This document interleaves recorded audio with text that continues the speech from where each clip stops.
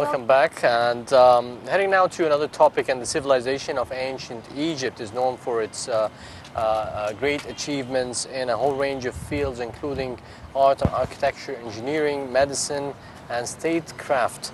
Its great buildings on the banks of the rivers still strike as a great thing that we need to discuss today in this segment.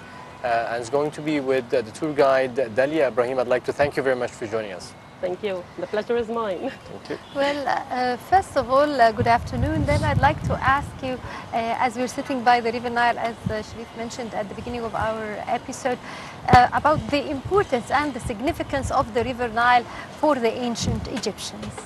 Sure. First of all, good afternoon, everyone. And we are especially celebrating an occasion during every and each year. The month of August is very important since the ancient Egyptian times and even till our modern days.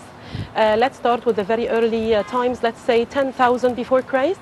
The early Egyptians, let's say, they were like hunter-gatherers, first of all, and there was like a melting season for their ice age, so they started moving onwards towards the center of Egypt, and they discovered the Nile Valley, and this is where they stayed. Yes. Let's say the Nile was the center of their attention. It taught them how to settle down, build villages. It taught them how to create a civilization, of course. There is water, and it's sustainable. It's available all year around, so they are not going to move anymore. They will use it, of course, as a source of water, later on irrigation for their farms and fields, because let's say like 4% only are the fertile banks of the River Nile. Unfortunately, the rest of Egypt is desert, but let's say this 4% was very valuable for the Egyptians, and they give it great attention.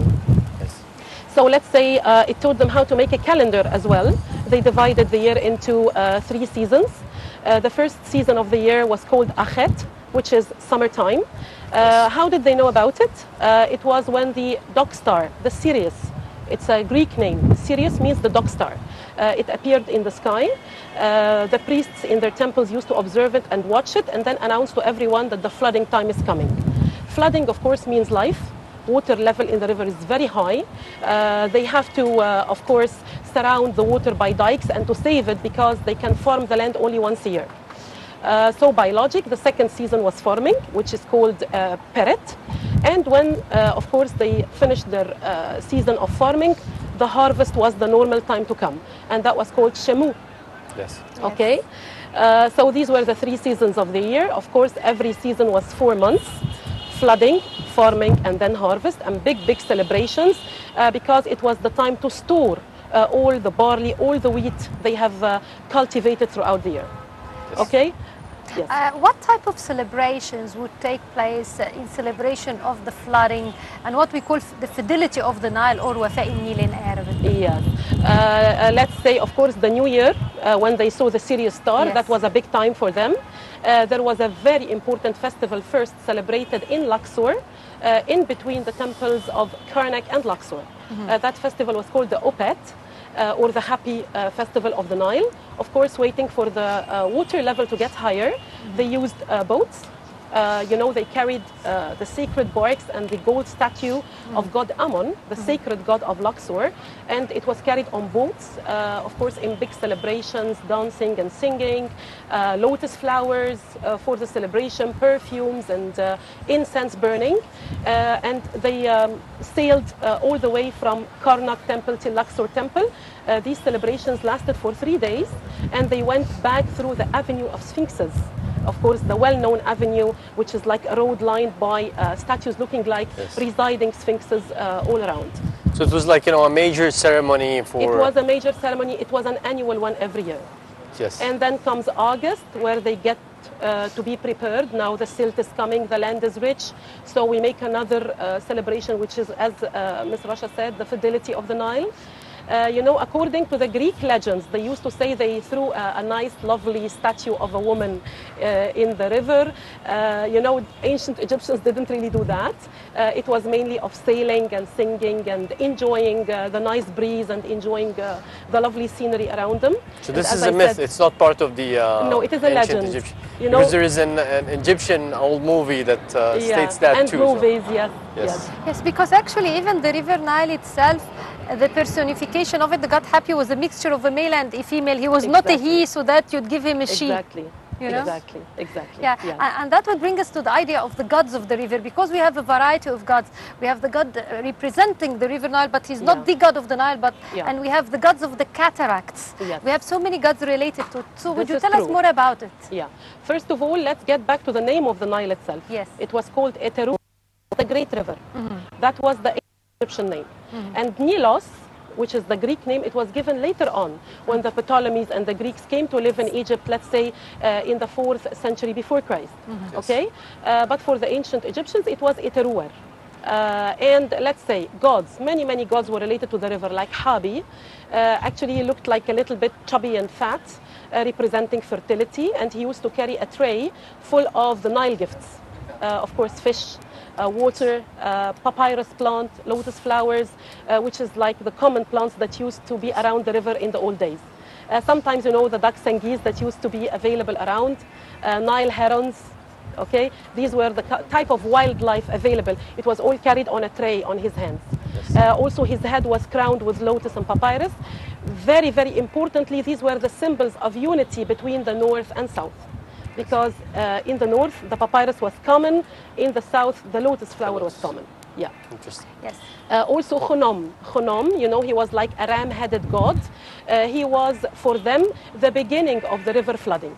You know, because there are obstacles in the river to the south of Aswan, especially starting the island of Elephantine. Massive blocks of granite blocks the current.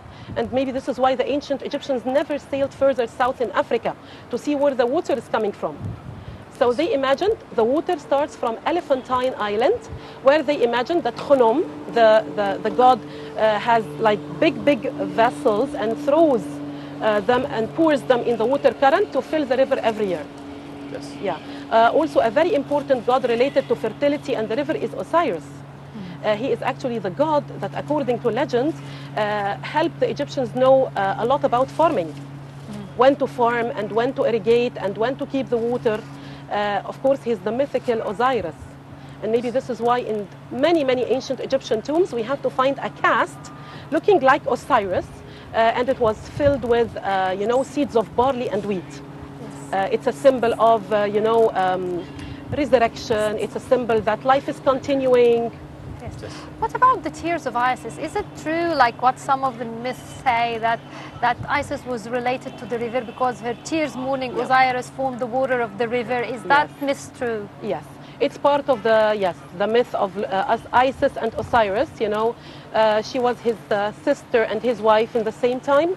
And the jealous brother Set, in a big plot, planned to murder Osiris and offer a lovely coffin of gold adorned with precious stones as a gift. And once the poor Osiris, who knew nothing about the plot, slept in it, they hammered the coffin and they closed it and threw it in the river Nile. It sailed all the way from the south till maybe Byblos in Lebanon. And they say that Isis, with her tears, mourning her dead husband, she didn't know where is he. Her tears filled the Nile River. And maybe she was the lady of magic, so she created wings. And she was able to fly to Byblos and get the coffin back. Yes. Yeah. It's one of the very interesting stories. Yes. We tell it to the people when we go to Aswan on the island of Philae. The story is written there, and also in Edfu, in not far from Luxor. Great information. Yeah. If you can tell us a little bit about, you know, the aspect of romance back then with the Nile. There has been also this, you know, this aspect of the love of the Nile and the love on the Nile. Yeah. Well, let's start with the Greeks first, because they arrived before the Romans, and the famous Cleopatra made a lovely Nile cruise with Julius Caesar, the Roman emperor. Yes. Yeah, you know, this lady, she was such an intelligent woman. although many of her, let's say, leftover pictures don't show that she was really a beauty, like many movies announce or advertise for her beauty. She wasn't a beauty at all, but she was very intelligent to avoid the Romans coming in to put their hands on Egypt, because you know Egypt was like the basket of all the grain for the Roman Empire. Yes. Yeah, you know the Roman Empire extended from Persia all the way, covering Asia, Europe, till Spain and Portugal. It was huge. And they depended on river valley civilizations like us to get food for this massive empire. Yes. So the first Nile cruise was done by Cleopatra by the end of the Greek times, to show him the river, to show him our lovely heritage and temples. And later, of course, many Roman emperors came here, and they had their appreciation that the Nile is very important for the Roman Empire. They had to keep farming going on. You know, they made many canals, many, let's say, ditches and dikes for farming. They made also something very important, and let's say it's also dating back to the ancient times, what we call the Nilometer. Yes. That was very important. Of course. You know, especially Romans, they loved taxes. They loved collecting money. The Nilometer, it's like a scale. Yes. It was found in ancient Egyptian temples all over Egypt, and restored, of course, by the Greeks and the Romans, because that was their source of money. Well, knowing your information, Yes. it's a great, great to see someone who has all of the information. And I guess the tourists are enjoying this level of information. Thank What you is so the much. top thing that your groups would love to hear usually when you tell all of these stories? What is the things that attracts them the most? They like to relate, you know, the past with the present. Like, let's say, when I take them, for example, in a felucca, a sailboat, let's say in Aswan, and we see the mausoleum of the Aga Khan.